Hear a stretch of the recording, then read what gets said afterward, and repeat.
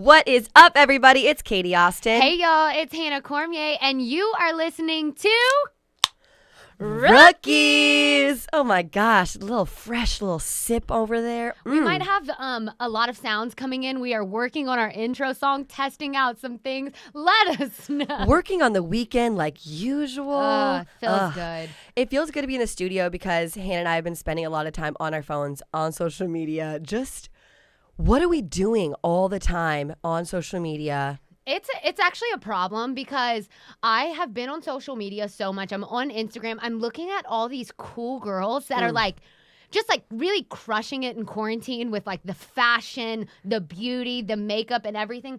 So I, over the weekend was like, how can I too be a cool girl? Like all these girls on Instagram. I found myself ordering color contacts. So oh my gosh. Next week, if I have turquoise or really bright green eyes, just, shout out to Acuvue Oasis and 1-800-CONTACTS. I'm not kidding. Hannah's been sending me like screenshots like, oh my God, I'm going to get these sweatpants. Oh my God, I'm going to get these biker shorts. Like, Hannah, get off Instagram. No, Stop trying to be a fashion with a U. Yeah, fashion That's how I girl. make fun of Hannah, fashion girl. My search history on Google is really a tell-all of the tragic times that are going on in my life. Like yesterday, I shit you not, I ordered color contacts and a gratitude journal. So thank you for my shit eyes, but I want to change them. Don't worry, Lord. I am still grateful for everything else in my body. I just do want to change my eyes from brown to blue. Yeah, looked up a nose job in Tijuana. How much Stop. No, you didn't. I did. Hannah. I know. Things are just... You're stunning the way you are. Oh, my God. Thank you. I was over at Hannah's last night. We actually had a sleepover. Cute. And so cute of us. And I saw this fridge sitting right outside of her apartment because she was just moved. And it was like one of those little mini fridges. And I was like, oh, are you getting rid of this? She said, no, that's my skincare fridge. No. What? You're what? Guys, these are hard times, okay? Your skincare fridge? I think this is going to be my skincare fridge. So all the products that I've been ordering for my new skincare routine, because, I'm really trying to turn into a hot girl during this quarantine. Like, maybe I'll come out of this a beautiful butterfly fashion girl. And the skincare refrigerator is going to play an epic role in that. I think you need to get off the internet. But I can't say shit because as do I. I need to get the fuck off the internet. I was on TikTok and I found this video of this girl being like, you guys, all my single ladies out there, if you are single, you need to read this book and it'll teach you how to be a boss ass bitch. I'm like, perfect. I'm going to download it was that. Literally probably a sponsored post. Yeah, right? And I'm listening to it. I'm like, I want to be a boss ass bitch. Yeah. I'm going to download this audiobook. I'm not going to read a book because we're not that far out there. I'm going to download the audiobook.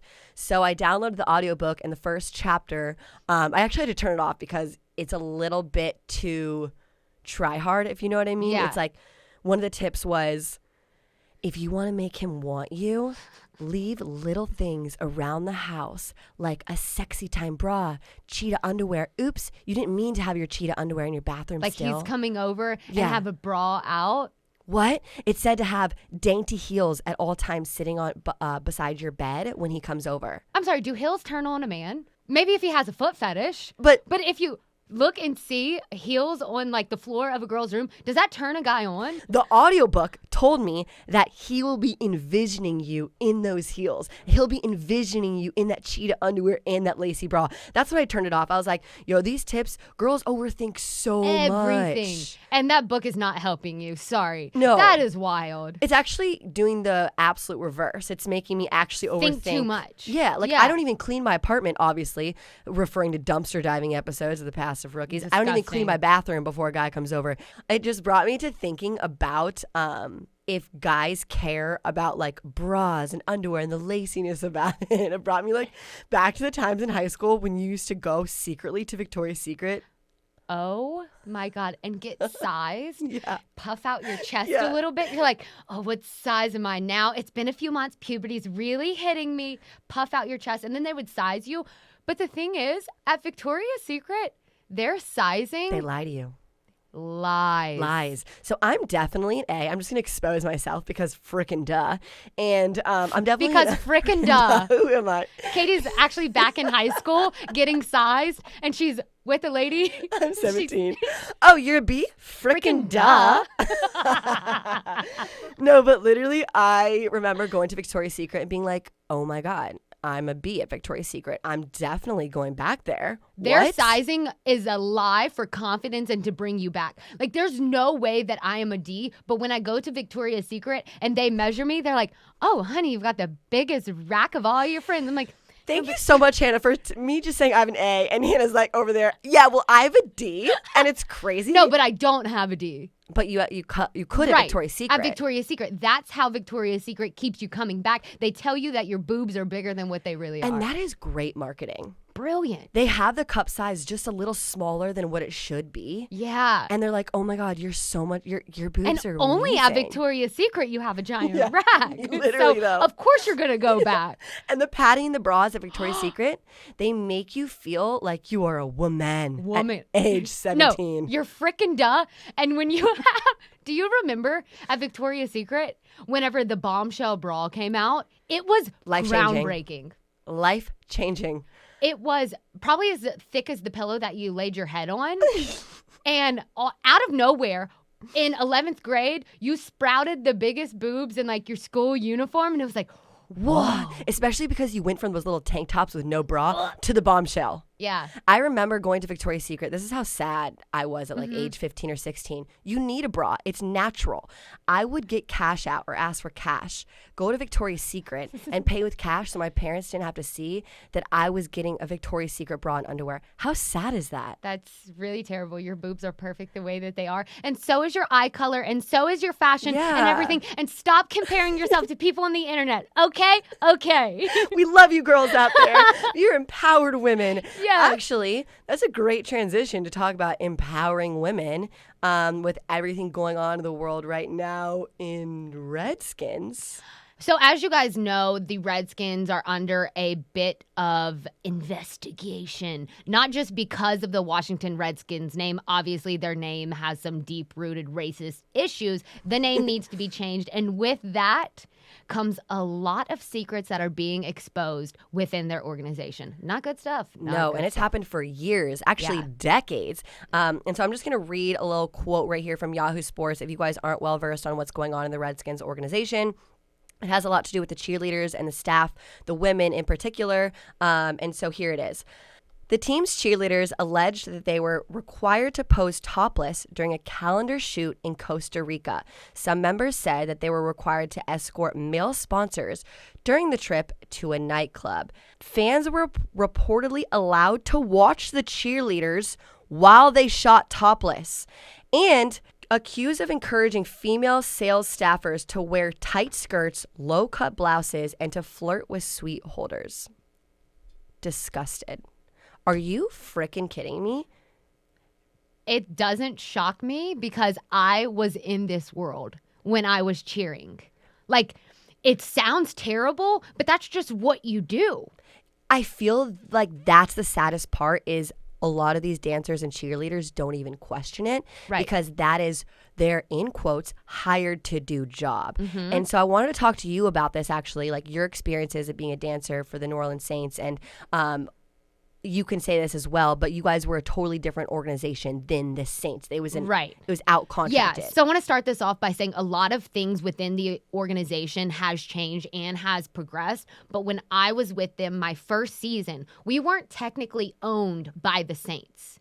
Right. My paycheck did not come from the Saints. It was a third party. We were third party contracted out. So none of this can go back to the Saints because we were under a completely different contractor. Do you think they did that on purpose? They out-contracted so they couldn't get in trouble? Yes. Okay. I will always love the Saints organization. I will always stand by them. I will always stand by the organization, and where I am in my career now is because I was an NFL cheerleader then, which led me to NBA dancing, which led me to be an NBA host, and that I am forever grateful for. But that does not mean that during my time there was not some really bad things that happened and some unfair treatment and wage theft and tax fraud. And I mean, it's crazy. I have chills right now. Dude, same. I got chills thinking about it. Like you said, I've been moving this past weekend. So I came across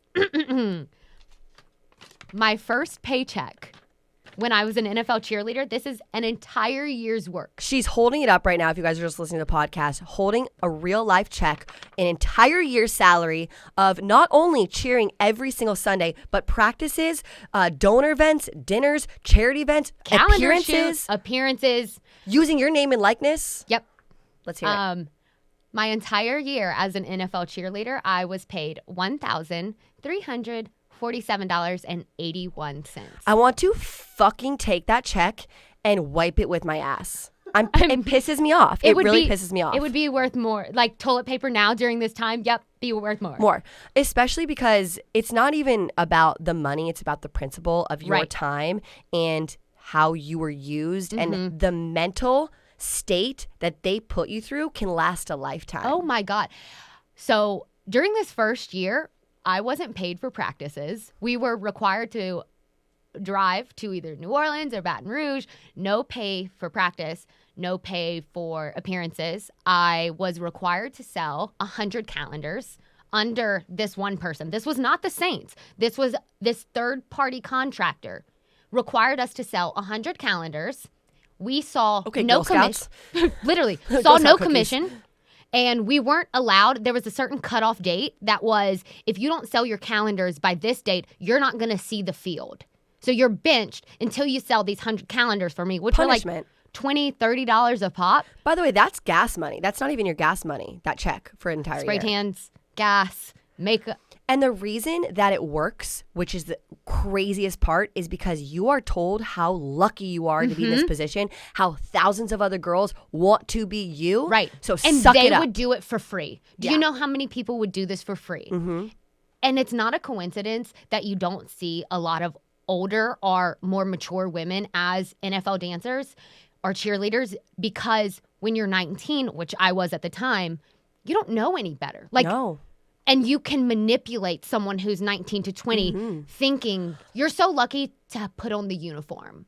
That is the biggest pitch, the biggest sale. I go back and forth because I'm always grateful for my time and the bonds and the sisterhood and just the world that opened up after I was an NFL cheerleader. I wouldn't be here right now speaking on this podcast, and like we wouldn't be doing this together if I wasn't an NFL cheerleader. But is there stuff that is not okay? Absolutely. Like things change and things are progressing. Like my second year, we got paid for practices. Woohoo!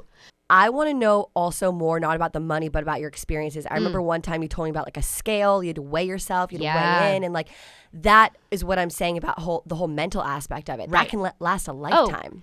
I had a teammate who was in the hospital because she wasn't eating for a few days. She developed an eating disorder because we were weighed in every Tuesday and we could not fluctuate, I think, a few pounds or a certain body fat percentage from when you audition. So every Tuesday we would have to step on the scale. They'd write down our weight. And then if the following Tuesday you didn't either maintain or you weren't lower, you were on probation or taken off of a game or benched. I personally couldn't do that. I'm super heady about that shit. This is how the eating disorders start. Of course. We were waiting on Tuesday. We would eat so much after practice Tuesday, Wednesday, because we had practice Thursday. We weren't weighed in, so we were fine. Then come to the weekend, Friday, Saturday, you start to starve yourself so you look good on the field. Oh my Because you're weighed in, you don't eat as much on Monday. And it just created this super unhealthy eating pattern. Yeah. I'm actually appalled that this still goes on till this day. Yeah. I'm not only appalled about that, how women are treating women, but how the whole thing around the men, the donors, the old rich white men around the young 19, 20-year-old cheerleaders, not only does it happen in major leagues, it happens in colleges too. Yeah. So my ex-boyfriend actually, he played basketball in college, and so I was friends with a lot of the cheerleaders, and for some reason I was friends with the cheerleaders, at multiple different colleges. And I've heard some stories of, girls who are 18, 19 years old when they get to college, and they have to do very escorty type things for the donors at the school. They have to go to all the charity dinners, and I remember hearing a story. I'm not going to say the specific college, but she was one of my best friends. She told me that when they were traveling 19 years old, mind you, she's 19. And they're definitely not getting paid. Hell no, not even paid. Yeah. No, they're traveling to a different city, and as they were there, a lot of the donors came as well because it was like a charity trip, and they had to perform a private dance show, and it was a little bit racy. I remember her being like, it was a little racy, bull, and they had to perform a private show for the donors, who were all over probably 50 years old, rich white men. Disgusting. And they were 18, 19-year-old girls. Yeah. And I remember talking to her and specifically that she didn't think anything was wrong with it. No. Craziest part. Whenever I was in the NFL, our third-party contractor, my boss, what she was doing is she was using her title as a woman in power, but yet she was still having to please the people that worked within the NFL. So God forbid she's a woman in power questioning the man that she has to report to. She's pitching to us women empowerment, and you're doing great things, and you're a woman working in sports, but don't question it. Don't question your pay. She still has to please her higher-ups who are white males. Because if she questions them, she's out.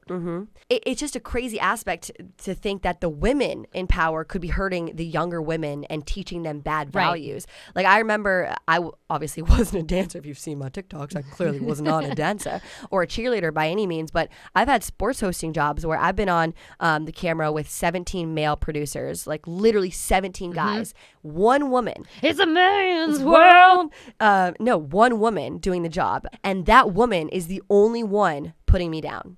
None of the men. The men are totally fine to work with, but that one woman told me that I was in it for the wrong reasons. She told me that the way I hugged Odell Beckham Jr. was a little bit suspicious. She fucking told me that to my face. She allowed my two other male counterparts. She would never say that to a male. No way. Never. And all the males working on the job were like, how do you know Odell? That's so sick. The moment I hugged Odell, and by the way, my male counterparts hugged Odell the exact same way. But the moment I did, she looked at me, brought me aside, actually grabbed my fucking arm and said, hey, you're getting a little bit close to the athletes. It's a little bit suspicious. She told me I was being sketchy or suspicious. I forget the word, but I remember calling my dad afterwards and crying. Because I was like, am I in it for the wrong reasons? What's going on? But she made you think that. She made you feel, because she had you under such a magnifying glass, like, oh, I don't want Katie to look any certain way. And if she does, that falls back on me because I'm the only woman within these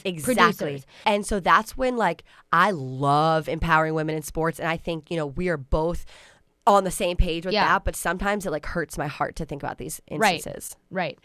I will say that once I made the transition from the NFL to the NBA, it completely changed. I don't know if it was the move from South to the West Coast or NFL to NBA, but something was so different about my experience as an NBA dancer with the Clippers than it was as an NFL cheerleader. Within the NBA, my pay was, I clocked in and clocked out. Thank God I was paid for all of my time, like on the court, out of practice. Appearance rate was so much higher, or actually exists, than. I'm really freaking proud of you that you are, like, taking a stance right now because you have never spoke about this publicly.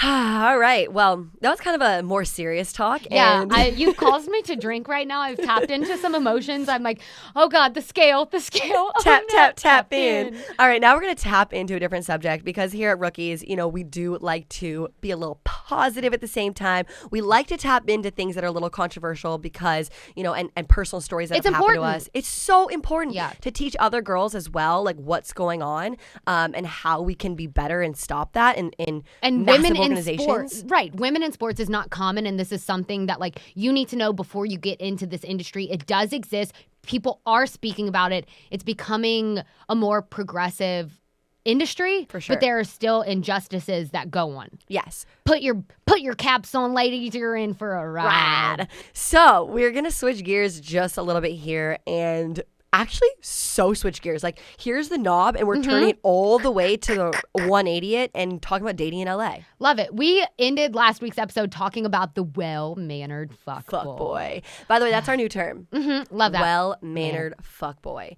Actually, Hannah thought of that because I kept complaining about this guy who was so nice to me. Thank you for giving me the cred. Love that. Yeah, you did. Because I was like, I just don't get it. He's so nice to me, but I know he's deep down a fuckboy. But he's so kind. He, like, he cuddles, he rubs my head, but he's a fuckboy. Bare minimum. The bare minimum. Wow, he sometimes texts me. It's so crazy. He sometimes opens the door. Isn't it so sad how we can be so impressed with guys doing the bare minimum? Yeah. It's stupid. It's so sad.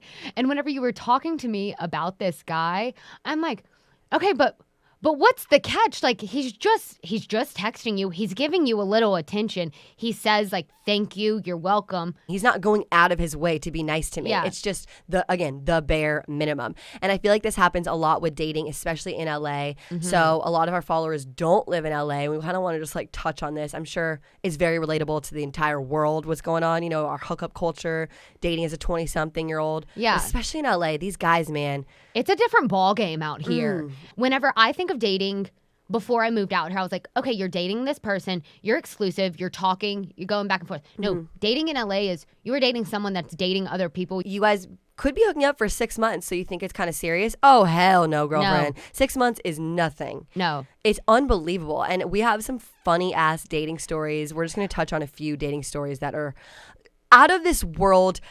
How are these guys 28, 30 years old and still pulling these shenanigans on us? Can't make this up. So Hannah actually was at a party with me one day, and I had this guy friend who was actually a guy friend of a guy friend. And I was like, Hannah, why don't you date him? He's hot. He comes from a good family. He's into sports. Right. He's 28 years old. He's a little older than us. It's perfect. Right. Because this was within my probably first 2 years in LA. Yeah. So I had gone through the bullshit dating before. The no call back, no text back. Okay, he's dating other people. He's sleeping around. So this guy looked like creme de la creme. And I actually knew him. Yeah. So it was like a friend of a friend type thing. Yeah. So it was kind of a perfect setup. I set you two up. And what happens? So, per usual, we're texting back and forth, and I say, oh, I'm running a little bit late. What's new? What's new? He texts me back, cool, I'm running late too. Great. All's well. I'm running 10 minutes more late than him. Okay. Big deal. Hannah, what are you yapping on about? Let's get to the story. So I show up, Soho House, super sceney. 1 second. Let's take that back. Your first date was at Soho House. House. You couldn't get more LA than that. The should fuck? have been a red alarm. Like, this is a person that wants status. This is somebody that wants to be seen. This is somebody that, like, needs to impress the girl. Exactly. He wants to show you that he's a Soho House member at age 28. Right. So this is a restaurant that's in a high rise in West Hollywood. You have to be accepted as a member. You pay membership fees, all this, exclusive. He wanted me to know that. Yeah. Should have been the red flag. So I show up and I get seated at the table that he's sitting at, and it is a round, huge Thanksgiving family turkey large table. And it's I'm just like, you two, though. No, it's just us two. So I was like, oh, what are all these cheers for? Are we eating a lot of food? Ha ha ha, thinking we need a lot of room for the food. No. He was like, well, I didn't know if you were going to show up, so I invited some of my buddies. Oh, fuck you. That's a cop-out. You couldn't be alone for 10 minutes sitting at the table. You freaked out so much that you were going to be seen alone at Soho House that you invited your guy homies. friends. It was not just guy friends, his buddies. No, 3 other girls showed up dressed to the nine. I was like, am I on an episode of, like, Punk'd?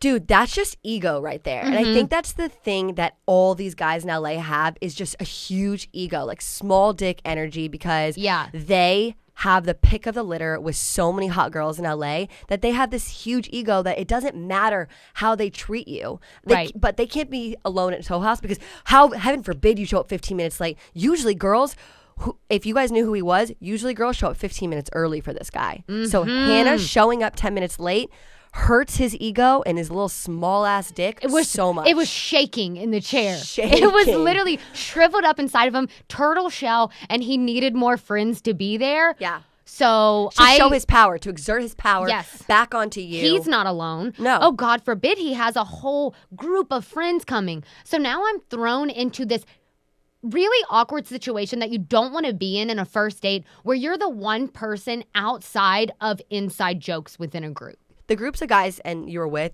were very wealthy. We'll just say that in that way. And so their types of conversations are just so exponentially different than the types of conversations we have. Yeah. It's like, You can't relate. You can't relate. You can't be the funny like jester that I always am, like ha ha ha, slap my knees, saying some jokes. No, can't be a degenerate. Can't be a degenerate.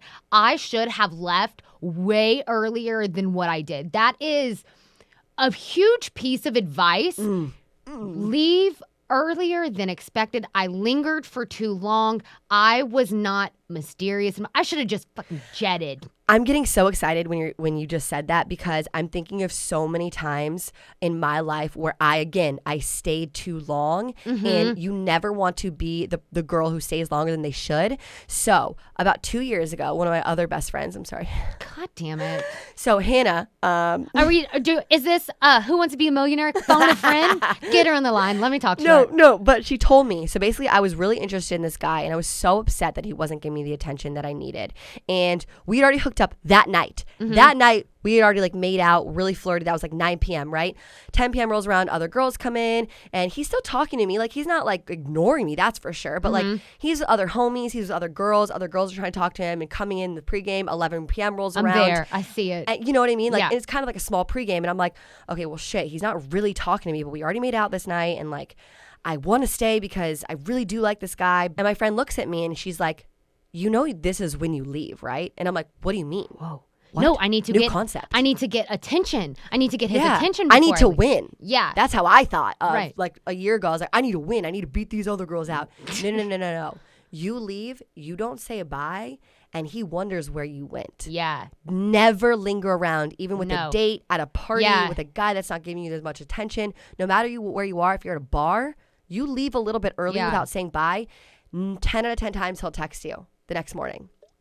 100% advice coming here from Katie Austin. No, it works every time, because if you leave a little bit of mystery and a little hard to get, they're like, never let the conversation or like the interactions fizzle out. Like, I stayed too long in this date, and holy shit, it took a left turn. We started talking about politics, just him and I. Even if you think it's just a date and you feel rude to leave the dinner table, girlfriend, it's okay to leave a date early. Always have an out. Yes. If this is a first date like it was for me, I should have led in either whenever I got there or texting beforehand, just a little clue that I have something else going on. Yes, you're too busy for him. So I could tap into that. I could tap in that towards the end of the date. That should have been my out. I'm not good at leaving situations like that. I never want to let the night go. Never want to let the night go.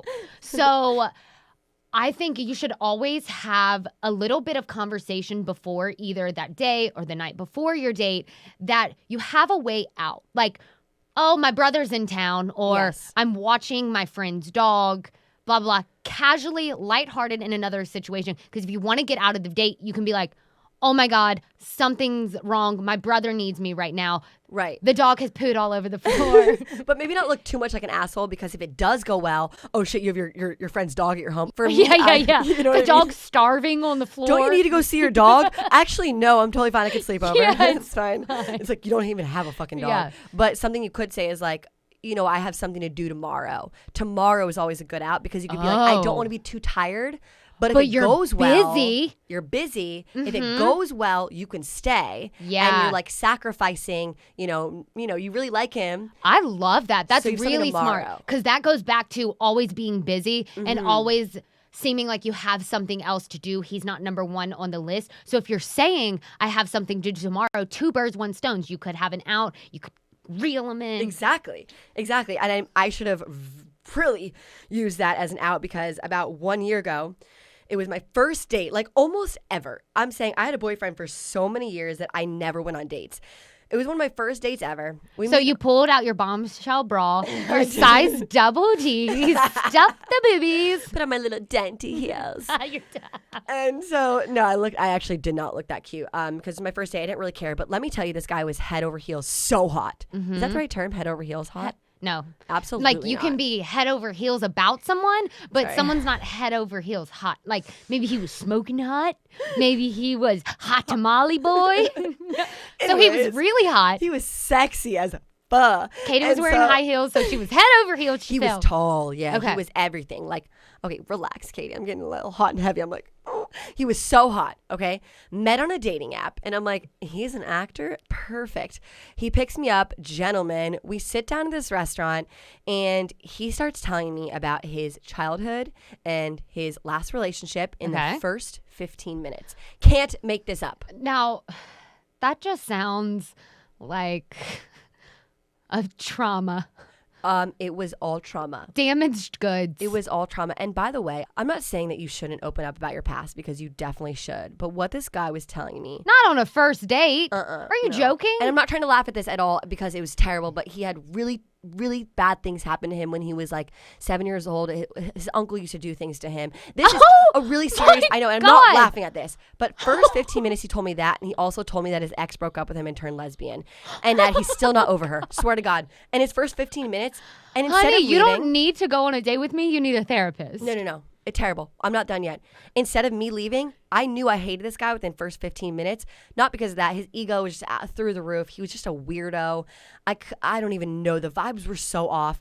He also told me he would ask me like what my favorite movie was. And I was like, Bridesmaids. And he said some like deep, dark ass movie. What did he say? Do you remember? I forget, but I was like, oh shit. And he's like, what's your favorite music? I'm like, Drake. And he's like, says some like weird indie band. Like, we're just polar opposites here. Yeah. I'm surface level on a first date. I'm not going deep and down and dirty. Right. So I'm sipping 6 margaritas because I'm like, I don't know how to react to any of this stuff because I'm so awkward. At least it's a free dinner, free drinks. Oh, psych. Guess who pays for the bill because he's an, in quotes, struggling actor? Me. He didn't scammed offer. you. He didn't offer anything. He didn't offer 1 penny. He didn't even offer to split it. Did he try to like put out his card or anything? So the check comes and it's sitting there for 10 minutes. He's still talking to me about terrible childhood memories. Because he's trying to distract you. The trauma might not even happen. He might have just wanted a dinner and drinks. He reversed, like, scam date you. Yep. Mm-hmm. Still sitting there for 20 minutes. And at this point, I want out, man. I'm like, pay this check. Okay, so I put my credit card down thinking like he's going to be like, oh, no, don't. I put my credit card down and he goes, wow, thank you so much. Oh, what? I gotta go. Get me out of here. What? The front door. You just had to pay for the worst date of your life. The worst 2 hours. Then he told me he's a struggling actor. The next month, guess who's on my homepage on Netflix? It was with him? a hit show. Him. What? Yup. Can't make this up, you guys. Literally can't make this up. He looks so hot online, so normal online. And if I told you what show he was the head of, you'd what be show? Like, what? I'm not saying it. So dating in LA has clearly worked for Hannah over the past year, but has not worked for me anytime soon. I feel like they never even text you. The boys never even text you. They just DM me. She's a scorned woman. I'm a scorned woman right now because guys in LA can't even text you. They just DM you. Right. A majority of the guys in LA are the well-mannered fuckboys. Yep. Just because he says thank you, just because he texts you does not mean just because he rubs your head after you hook up doesn't mean Katie, he's into you. Yes. Hannah's pointing a finger at me, literally like I'm a child. She's like, Katie. Just because he rubs your head does not mean he actually likes you. I feel personally victimized. You're actually a pet. He's petting you. Like, good job. Thank you for letting me hook up with you. That's right. See yourself out, dog. I'm so personally victimized right now, you guys. I'm literally like shaking in my boots. I'm like, oh my God, okay, I get it. He's just not that into me. We understand. But speaking of DMs, in the past, Hannah and I have, received DMs from guys, and we want to read them, but we want to let them know that we haven't seen them yet. This is huge because for the longest time, I thought I was the sneakiest little sneak in the DMs. So I thought when you go to your DMs and you click on the DM, it's seen as seen. But if you go back and then swipe that message to the left, you'll be prompted to press unread. So that's what I always do. Unread. So unread. You think that they haven't seen that you've seen it. Exactly. Until just a little inkling inside of me. I was like, Katie, let's go ahead and test this out because the amount of people, not just guys, but, people that DM you or whatever, let's just try it. So I swipe the message, unread, unread, swipe back.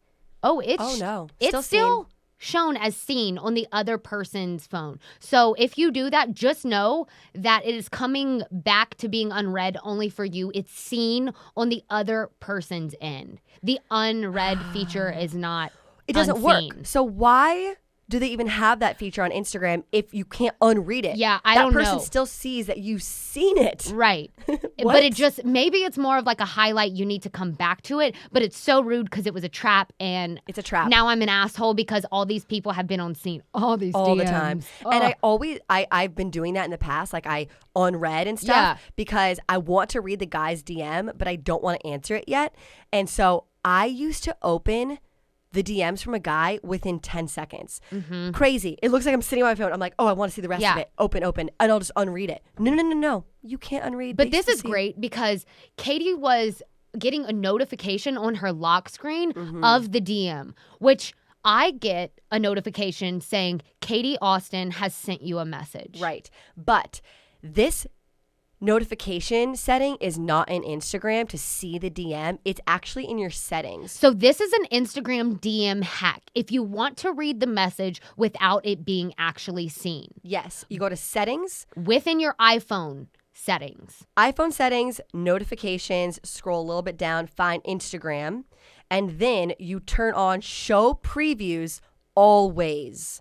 Always show previews. Yes. So if you turn always show previews on, it'll show you the DM without opening it. On your lock screen, on your cell phone, without even having to open up your phone, let alone Instagram. You are getting to read that entire DM. Because then you can hold it down on your lock screen and it opens it individually, which is so cool. Yeah. So you can read it, not even ever have to pretend that you've ever seen it to them. Yeah.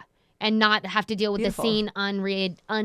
Yeah. I don't know. Beautiful. Love it. Instagram Hacks 101. We love the Psycho Hack Girl segment here at Rookies. And we'll try to keep them coming. But if you have any of your own personal Psycho Girl, Psycho Guy hacks, write into us. Rookies.podcast on Instagram. Slide into our DMs, baby. We swear we're going to read those. Those will be seen and replied to. Yeah. So make sure you follow us on Instagram. Make sure you rate, comment, subscribe to Rookies. We love you guys. Thank you so much for listening. And we will see you next Tuesday. Love you guys. See you next Tuesday. Yeah. Oh, no. Bye.